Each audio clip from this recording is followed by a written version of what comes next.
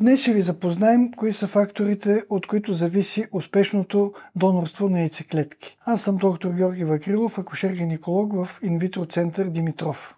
Донорство на яйцеклетки се използва тогава, когато жената няма възможност да произведе собствени яйцеклетки или яйцеклетките, които произвежда, не са годни за оплождане. При такъв случай се използват дарителски яйцеклетки от жени донорки. Донорката на яйцеклетки трябва да покрива всичките изисквания, споменати в наредбата по асистирана репродукция, да има нормален яйчников резерв и да няма противопоказания за извършване на яйчникова стимулация и фоликуларна пункция.